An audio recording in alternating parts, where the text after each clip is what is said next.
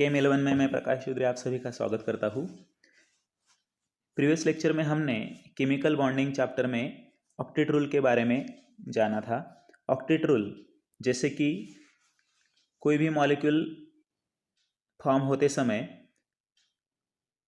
Sharing जो atoms होते हैं कंस्टिट्यूएंट एटम जिनकी अष्टक स्थिति इंग्लिश में हम कहेंगे ऑक्टेट कंप्लीट होनी चाहिए तो वो मॉलिक्यूल स्टेबल होता है, ऐसा ऑक्टेट रूल हमें कहता है। लेकिन कुछ ऐसे भी मॉलिक्यूल है जिसके वैलेंस शेल में 8 इलेक्ट्रॉन कंप्लीट न होते हुए, कम या ज़्यादा होते हुए भी वो नेचर में स्टेबल है। वो उसके लिमिटेशंस थे, जैसे incomplete octet, expanded octet, odd number of electron. ऐसे कुछ लिमिटेशंस हमने ऑक्टेट रूल के बारे में पढ़े थे। आपने उसका स्टडी किया होगा तो आपको समझ में आया होगा। आज हम एक थियरी के बारे में देखेंगे, valence shell electron pair repulsion theory, in short VSEPR theory. कुछ रूल्स उसमें दिए गए हैं। एक्चुअली लेविस कंसेप्ट हमें शेप के बारे में, मॉलिक्यूल के शेप के बारे में जानकारी नहीं देता। कुछ ऐसी थियरी है जो हमें मॉलिक्यूल की प्रॉपर्टीज बताते हैं, लेकिन उसका शेप कैसा होगा ये हमें समझ में नहीं आता according to this theory. Okay, so shape of molecule determines the properties of substance. Shape of molecule determines the properties of substance. Lewis theory is unable to explain shape of molecule. Shape of all the molecule cannot be described by any single theory. And one of the popular model used earlier to predict the shape of covalent molecule is the valence shell electron pair repulsion theory, which was proposed by Sidgwick and Powell. Okay, valence shell electron pair repulsion, इस title में ही हमें उसका short form नजर आ रहा है। आप screen पर देख रहे हैं valence V shell S electron E pair P repulsion R, यानी VSEPR थ्योरी इन शॉर्ट। तो दोस्तों उसके कुछ रूल्स है जो हम अब देखने जा रहे हैं।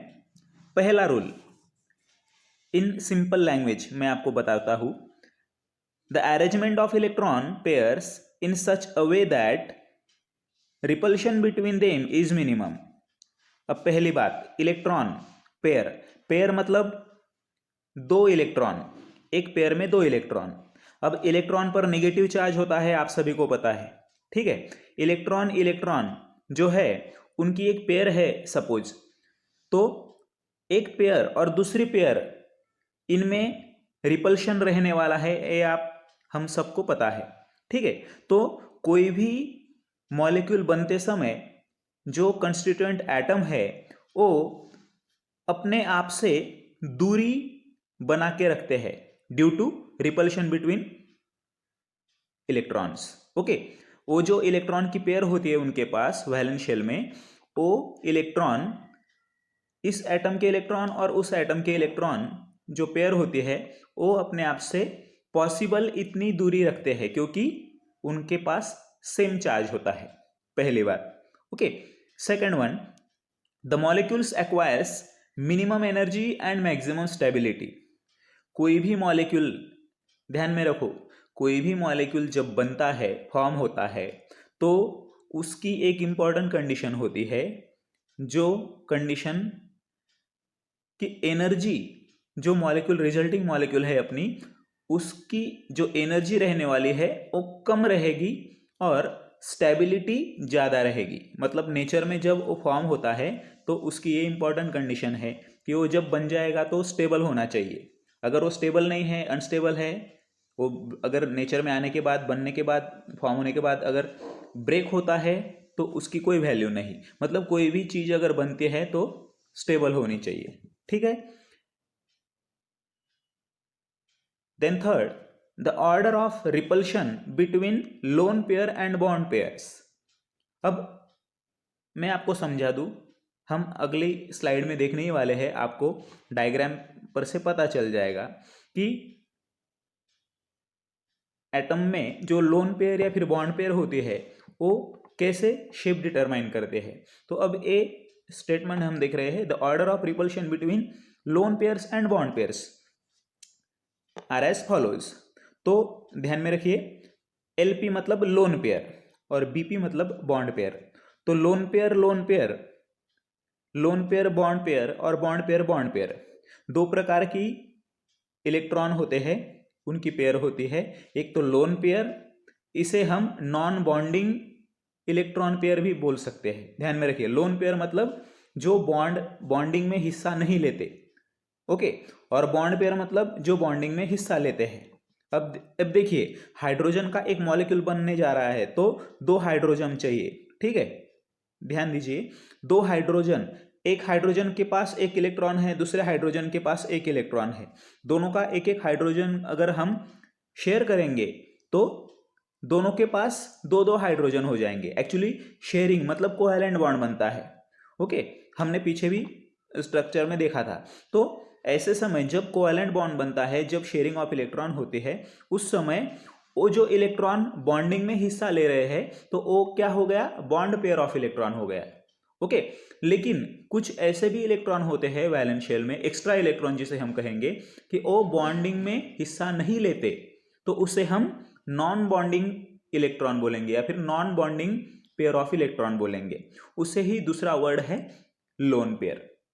कंफ्यूज मत होना, बॉन्ड पेयर और लोन पेयर। बॉन्ड पेयर मतलब बॉन्डिंग में हिस्सा लेने वाले इलेक्ट्रॉन, और लोन पेयर जो बॉन्डिंग में हिस्सा नहीं लेते वो इलेक्ट्रॉन, ओके, उसे हम non bonding pair of electron भी बोल सकते हैं, ओके। तो उसका जो ऑर्डर है, स्टेबिलिटी का जो ऑर्डर है, सॉरी रिपल्शन का जो ऑर्डर है, तो लोन पेयर और लोन पेयर में ज्यादा रिपल्शन होता है। ध्यान में रखिए, कोई भी एक एटम है, सपोज, ओके, नाइट्रोजन है, उसके पास 7 इलेक्ट्रॉन है, ओके, पहली शेल में 2 चले गए, दूसरी शेल में 5 इलेक्ट्रॉन है, ओके, टोटल 5 जो इलेक्ट्रॉन है, तो 5 इलेक्ट्रॉन है, उसको ऑक्टेट कंप्लीट करने के लिए और 3 इलेक्ट्रॉन की जरूरत है, ओके। अब 3 इलेक्ट्रॉन अगर किसी के पास हो जाएगा और 3 इलेक्ट्रॉन की डिमांड करेगा तो उसको शेयरिंग के लिए अपने 3 इलेक्ट्रॉन यूज करने पड़ेंगे, ठीक है ना। देखिए, उसके पास टोटल 5 इलेक्ट्रॉन है और बाहर से किसी और के पास से वो 3 इलेक्ट्रॉन शेयरिंग करना चाहता है, मतलब उसके पास 8 इलेक्ट्रॉन हो जाएंगे, ठीक है। अब उसको अगर 3 इलेक्ट्रॉन शेयरिंग करने हैं तो उसके जो 5 इलेक्ट्रॉन है उनमें से 3 इलेक्ट्रॉन सिर्फ यूज होंगे, ओके, 3 इलेक्ट्रॉन, और बाकी जो 2 इलेक्ट्रॉन है वो बॉन्डिंग में हिस्सा नहीं लेंगे। मतलब क्या हो गया, वो जो 2 इलेक्ट्रॉन है, मतलब एक पेयर ऑफ इलेक्ट्रॉन जो है, 2 इलेक्ट्रॉन मतलब 1 पेयर, ओके, तो वो 1 पेयर जो है वो बॉन्डिंग में हिस्सा नहीं लेंगी, इसलिए उसे हम लोन पेयर ऑफ इलेक्ट्रॉन कहेंगे।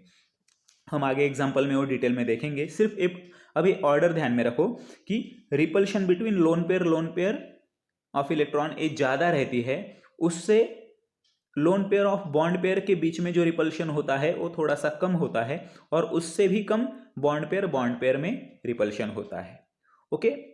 हम एग्जांपल देखेंगे, यहाँ पे कुछ एग्जाम्पल है।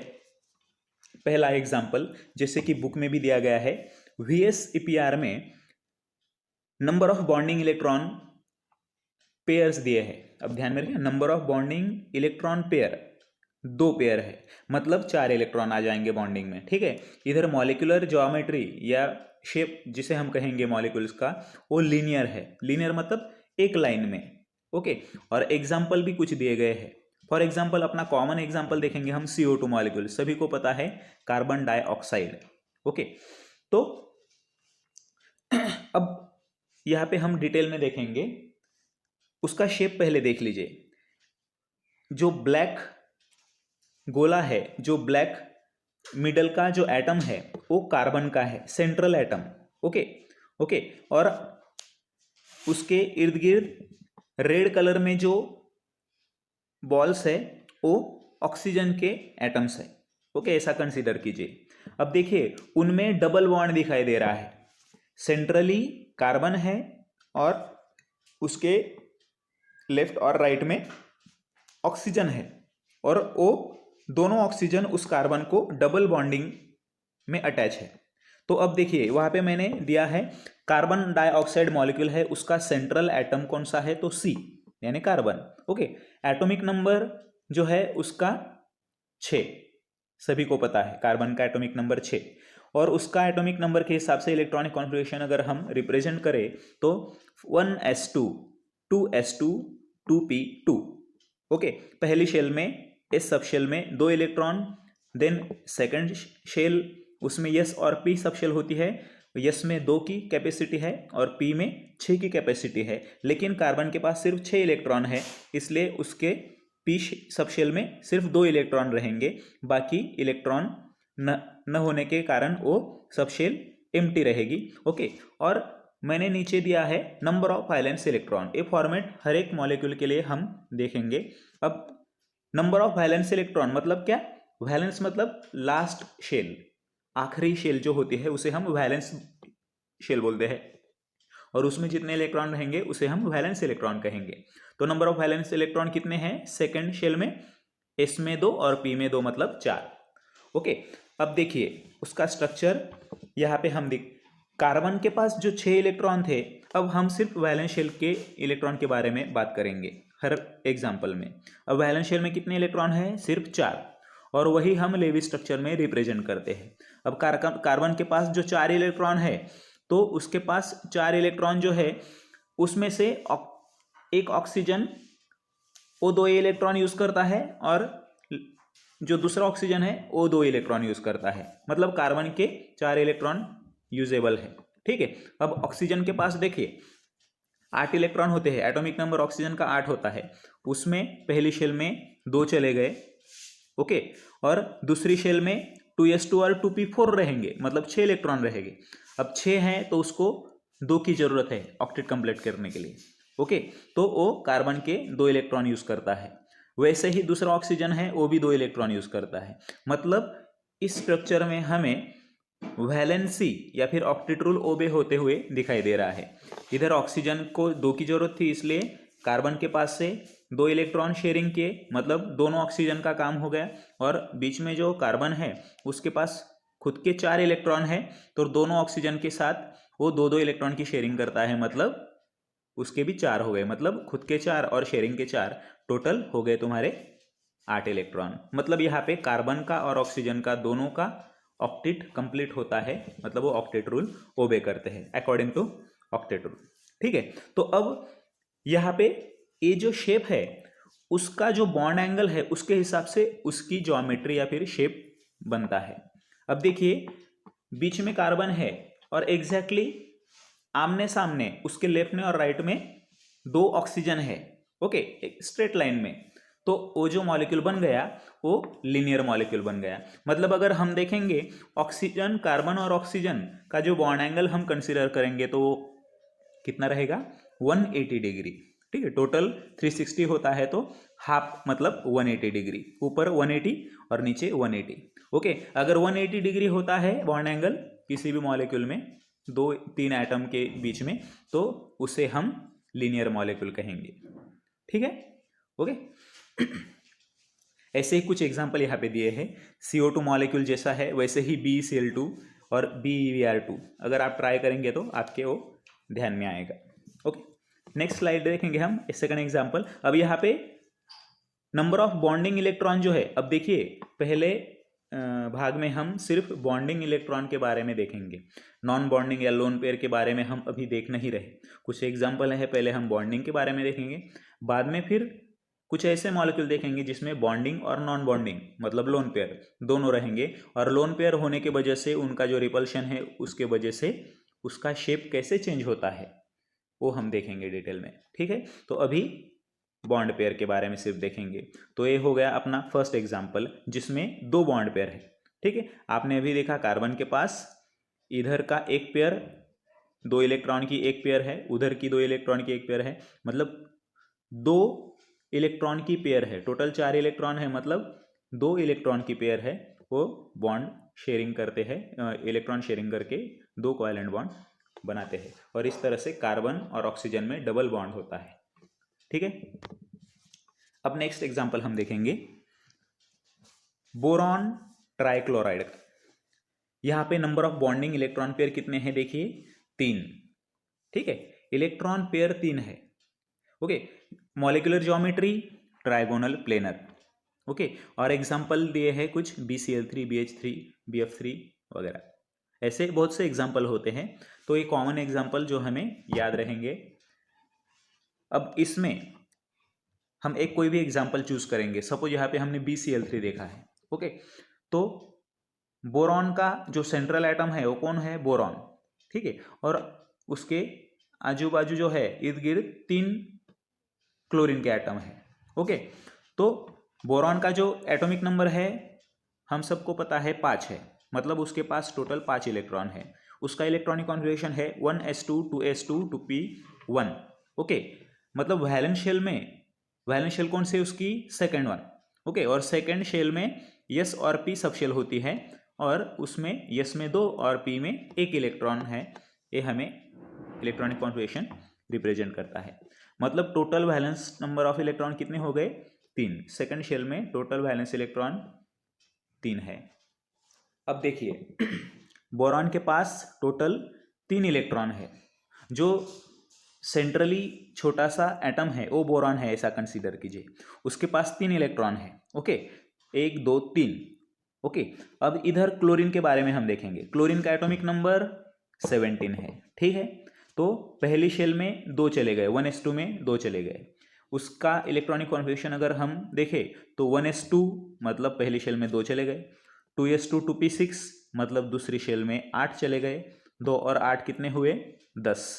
और तीसरी शेल में 3s2 3p5 मतलब टोटल कितने हो गए, 17। ठीक है, अब उसकी वैलेंस शेल क्या रहेगी, 3s2 3p5 मतलब उसके पास वैलेंस नंबर ऑफ इलेक्ट्रॉन कितने हैं, 7। उसको ऑक्टेट कंप्लीट करने के लिए सिर्फ 1 इलेक्ट्रॉन की जरूरत है। ठीक है, अब उसके पास जो 7 इलेक्ट्रॉन है, अब स्ट्रक्चर में तो हमने डॉट के हिसाब से हमने दिखाई नहीं दी, पिछले लेक्चर में हमने देखा था वो। अब क्लोरीन के पास ऐसा समझिए 7 इलेक्ट्रॉन है, मतलब 7 डॉट मैंने किए हुए हैं हर क्लोरीन के इर्द गिर्द, और सिर्फ 1 इलेक्ट्रॉन की उसको जरूरत है। अब हर क्लोरीन के बारे में सेम कंडीशन है, और बीच में जो बोरॉन है उसके पास सिर्फ 3 इलेक्ट्रॉन है, तो अपने वो 3 इलेक्ट्रॉन ऐसे कंसीडर करके रखेगा, और उधर से 3 क्लोरीन आएंगे और अपने 7 इलेक्ट्रॉन लेके खड़े रहेंगे। सपोज क्लोरीन को 1 इलेक्ट्रॉन की जरूरत है, बोरॉन के साथ 1 इलेक्ट्रॉन शेयर करेगा, मतलब बोरॉन का 1 इलेक्ट्रॉन शेयर हो गया, क्लोरीन की ऑक्टेट कंप्लीट हो गई, बोरॉन के 3 के 4 इलेक्ट्रॉन हो गए शेयरिंग होने के बाद। ठीक है, इधर दूसरा क्लोरीन सेम कंडीशन में वो भी 1 इलेक्ट्रॉन शेयर करेगा, और तीसरा क्लोरीन भी 1 इलेक्ट्रॉन शेयर करेगा, मतलब तीनों क्लोरीन अपना 1 इलेक्ट्रॉन शेयर करते हैं और उनकी ऑक्टेट कंप्लीट कर लेते हैं। और इधर बोरॉन का खुद के पास 3 इलेक्ट्रॉन है, और ये 3 इलेक्ट्रॉन शेयर करने के बाद उसके पास 6 इलेक्ट्रॉन हो जाते हैं। अब बात यह है ऑक्टेट रूल के हिसाब से उसकी ऑक्टेट कंप्लीट नहीं होती, फिर भी वो नेचर में स्टेबल है। एक्चुअली एक लिमिटेशन हो गया, इनकम्प्लीट ऑक्टेट का एक लिमिटेशन हो गया, जो हमने पहले भी देखा था, यही एग्जाम्पल देखा था। ठीक है, लेकिन वो नेचर में स्टेबल है। ओके, अब ऑक्टेट रूल का वो लिमिटेशन है, वो ठीक है, वो हम ज़्यादा डिस्कस नहीं करेंगे, लेकिन फिर भी ये मॉलिक्यूल स्टेबल है। तो उसका अगर शेप हमने देखा, अब हम VSEPR थ्योरी के हिसाब से उसका शेप स्टडी कर रहे हैं, तो इसका शेप क्या रहेगा। देखिए बीच में बोरॉन है, और उसमें तीनों तरफ से लीनियर में मॉलिक्यूल आए हैं, सॉरी एटम आए हैं। एक क्लोरीन सामने से आ रहा है, एक क्लोरीन इधर साइड से और दूसरा इधर की साइड से। मतलब स्ट्रक्चर में अगर हम देखें तो हमें तीनों क्लोरीन में इंटर एटॉमिक बॉन्ड जो है वो कितना रहेगा, गेस करिए। टोटल 360 है। तो अब ये इसमें 2 क्लोरीन के बीच में कितना बॉन्ड एंगल रहेगा, 120। ठीक है, 120। यहां पे एक 120, दूसरा 120 और तीसरा 120, मतलब टोटल हो गए 360। तो इसे हम ट्राइगोनल प्लेनर मॉलिक्यूल। अब 3 ट्राइगोनल मतलब 3 बाजू है उसमें, इसलिए ट्राइगोनल। ओके, और अगर हम हर क्लोरीन को अटैच करें एक लाइन से, ओके, 2 क्लोरीन इधर और उधर 2 क्लोरीन और इधर साइड के 2 क्लोरीन, मतलब तीनों क्लोरीन को अगर हम एक लाइन से अटैच करें सपोज पेंसिल से, तो हमें ट्राइगोनल स्ट्रक्चर मिलेगा, 3 बाजू रहने वाला एक मॉलिक्यूल का शेप मिलेगा, ओके, इसलिए उसे हम ट्राइगोनल कहेंगे। और वो एक ही प्लेन में है, लीनियर प्लेन में है, नीचे ऊपर नहीं, तो इसलिए उसे हम ट्राइगोनल प्लेनर ऐसा कंसीडर करेंगे। ठीक है, नेक्स्ट, अब हम 4 इलेक्ट्रॉन पेयर जो कि बॉन्डिंग में हिस्सा लेते हैं ऐसा स्ट्रक्चर देखेंगे। नंबर ऑफ बॉन्डिंग इलेक्ट्रॉन कितने हैं? 4, ओके। उसकी ज्योमेट्री होती है टेट्राहेड्रल। अब ये ज्योमेट्री है तो ध्यान में रखिए, जब अगर 4 बॉन्ड पेयर है तो उसकी लगभग टेट्राहेड्रल ज्योमेट्री रहेंगी। उस पर बॉन्ड पेयर कितने हैं या नॉन बॉन्ड पेयर कितने हैं, उस पर उसका शेप या फिर ज्योमेट्री डिपेंड करती है। उसके एग्जाम्पल है, मीथेन का एक एग्जाम्पल दिया है, सिलिकॉन टेट्राक्लोराइड का एक एग्जाम्पल दिया है। तो हम मीथेन जो हमें स्टडी में भी है, कॉमन है, उसके बारे में और हम आगे डिटेल तो देखने ही वाले हैं, अब उसके बारे में देखेंगे। देखिए, मीथेन में सेंट्रल एटम कौन सा है? 4, कार्बन, ठीक है। एटॉमिक नंबर 6, इलेक्ट्रॉनिक कॉन्फ़िगरेशन अगर हम देखें तो 1s2 2s2 2p2, ओके। और पहले स्ट्रक्चर में देखा उसके हिसाब से नंबर ऑफ वैलेंस इलेक्ट्रॉन यहाँ पे 4 है। 4 वैलेंस इलेक्ट्रॉन है यहाँ पे, तो उसका स्ट्रक्चर कैसे आएगा? पहले तो मैं आपको बता दूँ, यहाँ पे देखिए सेंट्रली कार्बन है और उसके इर्द गिर्द 4 हाइड्रोजन सिंगल बॉन्ड से अटैच हुए हैं, ओके। अब ये 4 हाइड्रोजन, हमें पता है हाइड्रोजन के पास सिर्फ एक इलेक्ट्रॉन होता है, उसका एटॉमिक नंबर 1 है। एटॉमिक इलेक्ट्रॉनिक कॉन्फ़िगरेशन उसका 1s1 रहेगा, मतलब उसके पास सिर्फ एक इलेक्ट्रॉन है, ओके। तो वो हमेशा कोवैलेंट बॉन्ड मतलब इलेक्ट्रॉन की शेयरिंग करना प्रेफर करता है। तो अब उसके पास एक एक ही इलेक्ट्रॉन है हर हाइड्रोजन के पास, तो उसकी जो वैलेंस शेल मतलब कौन सी है? पहली, मतलब उसके पास सिर्फ एक ही शेल है, उसकी पहली और आखिरी एक ही शेल है, उसका नंबर है 1, ओके। तो उसमें भी सिर्फ एक ही इलेक्ट्रॉन है और पहली शेल का जो है कैपेसिटी वो सिर्फ 2 इलेक्ट्रॉन की होती है, उसमें तीसरा इलेक्ट्रॉन अकोमोडेट नहीं हो सकता। तो उसकी शेल कंप्लीट करने के लिए वो और एक इलेक्ट्रॉन, उसका मतलब एक इलेक्ट्रॉन का सर्च करेगा वो, ठीक है। तो एक इलेक्ट्रॉन भी अगर उसको मिल जाता है तो वो नेचर में स्टेबल हो जाता है, ओके। उसकी कैपेसिटी 2 इलेक्ट्रॉन की है इसलिए। तो अब कार्बन का अगर हम देखें तो वैलेंस शेल में 4 इलेक्ट्रॉन है। अब ये 4 इलेक्ट्रॉन जो है, 4 इलेक्ट्रॉन सपोज उसके पास हमने कंसीडर किए हैं, तो हर हाइड्रोजन के साथ एक एक इलेक्ट्रॉन शेयर करेगा, तो उसके 4 और हर हाइड्रोजन का 1, इस हिसाब से कार्बन की ऑक्टेट कंप्लीट हो जाएगी। और हाइड्रोजन को भी सिर्फ एक एक इलेक्ट्रॉन की जरूरत है, तो कार्बन के पास जो 4 इलेक्ट्रॉन है वो एक एक इलेक्ट्रॉन हर हाइड्रोजन शेयर करेगा, मतलब हर हाइड्रोजन के पास भी 2-2 इलेक्ट्रॉन हो जाएंगे। मतलब शेयरिंग की वजह से हाइड्रोजन की जो शेल की कैपेसिटी है वो भी कंप्लीट हो सकती है और कार्बन की ऑक्टेट भी कंप्लीट हो सकती है, इसलिए वो नेचर में स्टेबल है, ओके। तो उसका जो बॉन्डिंग पेयर है वो कितनी हो गई? टोटल 4, मतलब एक हाइड्रोजन का इलेक्ट्रॉन और एक कार्बन का इलेक्ट्रॉन, मतलब एक बॉन्ड पेयर हो गया, 2 इलेक्ट्रॉन का एक बॉन्ड पेयर, बॉन्ड फॉर्म हुआ है इसलिए उसे हम बॉन्ड पेयर कहेंगे, ओके। ऐसे 4 बॉन्ड पेयर है। यहाँ पे हमने देखा नंबर ऑफ बॉन्डिंग पेयर 4। उसकी ज्योमेट्री जो होती है दोस्तों वो टेट्राहेड्रल होती है, ओके। मतलब अब जैसे BF3 का जो मॉलिक्यूल था उसमें ट्राइगोनल प्लेनर थी, ओके। एक ही प्लेन में वो 120 बॉन्ड एंगल फॉर्म करते थे, लेकिन अब यहाँ पे ऐसा नहीं है। उसका अगर हम बॉन्ड एंगल यहाँ पे दिया नहीं है, लेकिन उसका अगर बॉन्ड एंगल हम देखें यहाँ पे हाइड्रोजन और हाइड्रोजन के बीच में मीथेन में, तो 109 डिग्री और 28 मिनट्स होता है, जो हम आगे डिटेल में देखने वाले हैं। तो अब ध्यान में रखिए, इसकी जो ज्योमेट्री होती है वो टेट्राहेड्रल होती है, उसका जो बॉन्ड एंगल होता है वो 120 से कम होकर 109 डिग्री और 28 मिनट होता है। अब सेम जैसे CH4 में है वैसे ही SiCl4 मतलब सिलिकॉन टेट्राक्लोराइड में ऐसे बहुत से एग्जाम्पल हम देख सकते हैं, ठीक है। हम नेक्स्ट देखेंगे नंबर ऑफ बॉन्डिंग पेयर। अब 5, हमने 2 से लेके 2 bond pair, 3 bond pair, 4 bond pair, अब 5 नंबर। ओके, अब यहाँ पे एग्जाम्पल है फॉस्फोरस पेंटाक्लोराइड, जिसमें फॉस्फोरस ए सेंट्रल एटम है, उसका एटॉमिक नंबर 15 है। ठीक है, ओके।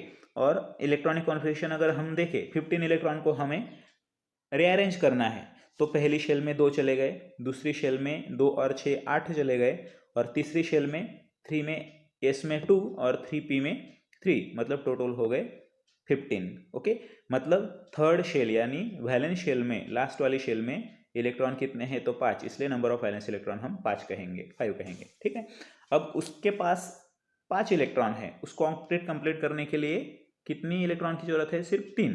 ओके, मतलब अगर PCl3 मॉलिक्यूल अगर मैं कंसीडर करता तो फॉस्फोरस की भी ऑक्टेट कंप्लीट हो सकती थी, और हर क्लोरीन को हमने पिछले एक एग्जांपल में देखा है, उसके हिसाब से हर क्लोरीन को एक एक इलेक्ट्रॉन की जरूरत होती है, इसलिए उसकी भी ऑक्टेट कंप्लीट हो सकती है। लेकिन यहाँ पे PCl5 में खुद के 5 इलेक्ट्रॉन हैं, और 5 क्लोरीन अगर अपना एक एक इलेक्ट्रॉन शेयर करेगा तो टोटल कितने इलेक्ट्रॉन हो जाएंगे, 10 इलेक्ट्रॉन हो जाएंगे, मतलब टोटल 5 बॉन्ड पेयर हो जाएंगे। ठीक है, मतलब एग्जाम्पल अपना ऑक्टेट रूल के हिसाब से एक्सपांडेड ऑक्टेट का एग्जाम्पल है, जैसे कि हमने वहां पे भी देखा था। ठीक है, ओके, वो एक्सपांडेड ऑक्टेट है या फिर इनकम्प्लीट ऑक्टेट है, अभी हम वो बात नहीं करेंगे, हमें सिर्फ उसका शेप देखना है, ज्योमेट्री देखना है, क्योंकि वो नेचर में स्टेबल है।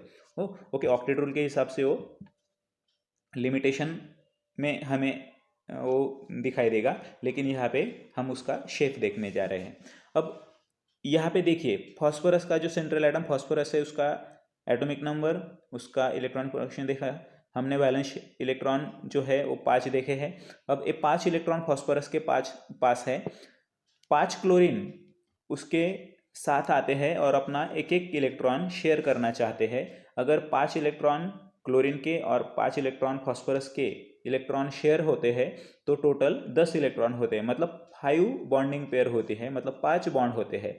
अब अवेलेबल स्पेस में वो मॉलिक्यूल 5 एटम को कैसे बॉन्डिंग करता है, तो उसके हिसाब से यहाँ पे हमें एक स्ट्रक्चर दिखाई दे रहा है, उसे हम कहेंगे ट्राइगोनल बायपिरामिडल। आप कंसीडर कीजिए, देखिए जो बीच में सेंट्रल में जो फास्फोरस का एटम है वो यहाँ पे पिंक कलर में है, ओके, और व्हाइट कलर में जो गोले हैं वो सपोज क्लोरीन के एटम है।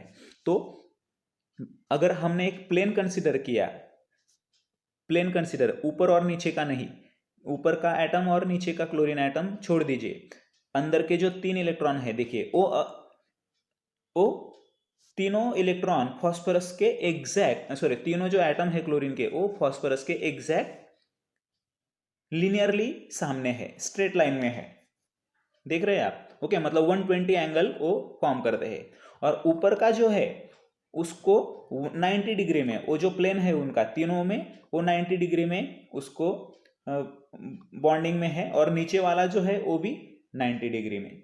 आ गया आपके ध्यान में, मतलब यहाँ पे 2 प्रकार के बॉन्ड एंगल रहेंगे। जो प्लेन में है 3 एटम क्लोरीन के फास्फोरस के एक लाइन में, वो तीनों 120 और 120 तीनों 120 एंगल फॉर्म करेंगे, और ऊपर और नीचे के जो 2 क्लोरीन के एटम है वो उस प्लेन को, मतलब वो तीनों क्लोरीन को या फिर फास्फोरस को 90 डिग्री में बॉन्डिंग में है। मतलब 2 प्रकार के यहाँ पे बॉन्ड एंगल हमें दिखाई देंगे, और उसके हिसाब से अगर हमें पिरामिड पता है, ठीक है, इजिप्ट का पिरामिड, तो उस पिरामिड में ट्राइगोनल होता है, मतलब ऐसा एक प्लेन है। सपोज आपने अगर हर क्लोरीन एटम को एक लाइन से पेंसिल से अटैच किया, सपोज एक लाइन ऐसे हमने ड्रॉ की, तो हमें दिखाई देगा कि ऊपर एक पिरामिड बनेगा फास्फोरस के लीनियर प्लेन से, एक ऊपर एक पिरामिड बनेगा, और नीचे का जो एटम है वहां पे भी एक पिरामिड बन सकता है। ओके, मतलब दोनों तरफ से उस प्लेन को एक पिरामिडल स्ट्रक्चर हम देख सकते हैं। तो 2 पिरामिड बनते हैं, इसलिए यहाँ पे बायपिरामिडल, मतलब टोटल ट्राइगोनल बायपिरामिडल। ओके, ऐसे बहुत से मॉलिक्यूल है जिसमें पिरामिडल स्ट्रक्चर हमें या फिर बायपिरामिडल स्ट्रक्चर हमें दिखाई देगा। ठीक है, नेक्स्ट हम देखेंगे बॉन्ड पेयर 6 है ऐसे कुछ मॉलिक्यूल।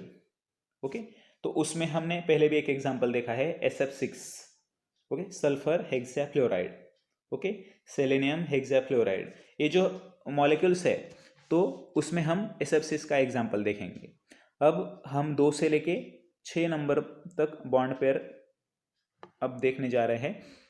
यहाँ पे देखिए सल्फर हेक्साफ्लोराइड में SF6 मॉलिक्यूल में सेंट्रल एटम कौन सा है? सल्फर। ओके, एटॉमिक नंबर उसका 16। इलेक्ट्रॉनिक कॉन्फ़िगरेशन अगर हम देखें तो 1s2 2s2 2p6।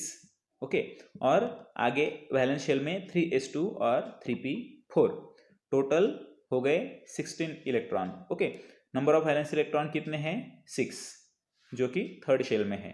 ओके, अब उसके पास 6 इलेक्ट्रॉन है, उसको सिर्फ 2 इलेक्ट्रॉन की जरूरत है ऑक्टेट के लिए, सल्फर को। ओके, यहाँ देखो येलो कलर में जो है, येलोइश ग्रीन कलर जो है वो सेंट्रली अब हमें सल्फर दिखाई देगा, और जो ग्रीन कलर में है उसके चारों तरफ ऊपर नीचे वो फ्लोरीन का एटम है।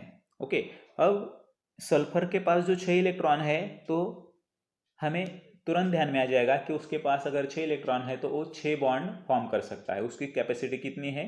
6 इलेक्ट्रॉन, अपने 6 इलेक्ट्रॉन 6 लोगों के साथ शेयर करके वो 6 बॉन्ड फॉर्म कर सकता है। ओके, ऐसे 6 फ्लोरीन उसके साथ आते हैं तो उसके 6 और हर एक फ्लोरीन का एक, मतलब 6, टोटल हो गए 12। तो यहाँ पे 12 इलेक्ट्रॉन हो जाएंगे, मतलब ये भी एक्सपांडेड ऑक्टेट का एग्जाम्पल है। मैं आपको सिर्फ रिमाइंड कर देता हूँ कि इनकम्प्लीट ऑक्टेट या फिर एक्सपांडेड ऑक्टेट कुछ ऐसे मॉलिक्यूल है जो रूल फॉलो नहीं करते, ऑक्टेट रूल फॉलो नहीं करते, फिर भी वो स्टेबल है। ओके, तो हम यहाँ पे उसका शेप देखेंगे। अब यहाँ पे जो सल्फर, सेंट्रली सल्फर है वो 6 फ्लोरीन को अटैच है, तो वो किस तरह से अटैच होगा? उनको हर फ्लोरीन को अपने आप में एक दूरी बनाए रखनी है। ओके, और दूरी बनाने के हिसाब से, क्योंकि उनमें रिपल्शन होता है, एक्चुअली यहाँ पे लोन पेयर कोई नहीं है, यहाँ पे सिर्फ बॉन्ड पेयर है। ओके, उसका रिपल्शन एक फिक्स होता है। ऐसा नहीं होगा कि एक ही साथ में सब फ्लोरीन आ जाएंगे और लेफ्ट साइड में सब फ्लोरीन आ जाएंगे और राइट साइड खुली रहेगी, ऐसा नहीं होता। पूरा जो अवेलेबल स्पेस है उस सेंट्रल एटम के आसपास जितना भी स्पेस है, मतलब टोटल, तो वो हर बॉन्डिंग एटम अवेलेबल स्पेस को शेयर करके एक पर्टिकुलर स्टेबल शेप फॉर्म करता है। ओके, तो उसके हिसाब से देखिए उसके जो 6 दिशाएं है ऐसा हम कहेंगे। ओके, तो एक पूरब में है, एक पश्चिम में है, एक उत्तर में है, एक दक्षिण में है। ओके, और एक ऊपर आसमान की तरफ और एक नीचे जमीन की तरफ, मतलब टोटल यहाँ पे 6 जो एटम है फ्लोरीन के सल्फर को इस तरह से अटैच है कि अपने आप में सेम बॉन्ड एंगल फॉर्म करते हैं। अब वो बॉन्ड एंगल कितना रहेगा हम स्ट्रक्चर को देख के भी बता सकते हैं। जो एक सल्फर के एक स्ट्रेट लाइन में है 4 एटम, पूर्व पश्चिम उत्तर और दक्षिण में जो इलेक्ट्रॉन है, सब सॉरी एटम है फ्लोरीन के, उसमें कितना बॉन्ड एंगल रहेगा? कौन कहेगा? Correct, 90 degree. ठीक है, दिखाई दे रहा है, देखो हमें पूरब और पश्चिम में जो फ्लोरीन एटम है उनमें 90 डिग्री, पश्चिम और उत्तर में जो है उसमें 90 डिग्री, उत्तर और दक्षिण में जो है। ठीक है फ्रेंड्स, तो आज हम ये जो 6 स्ट्रक्चर देखे हैं हमने, वो सिर्फ नंबर ऑफ बॉन्ड पेयर कैसे चेंज होते हैं और उसकी वजह से मॉलिक्यूल का शेप कैसे चेंज हो सकता है इसके बारे में देखा है। अगर आप आज मैं और नॉन बॉन्डिंग इलेक्ट्रॉन के बारे में भी अगर मैं आपको लोड दे दूं तो शायद आप कंफ्यूज हो जाएंगे, इसलिए हम यहाँ पे रुकेंगे।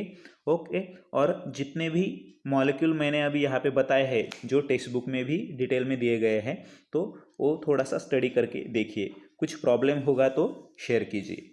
ठीक है, थैंक यू।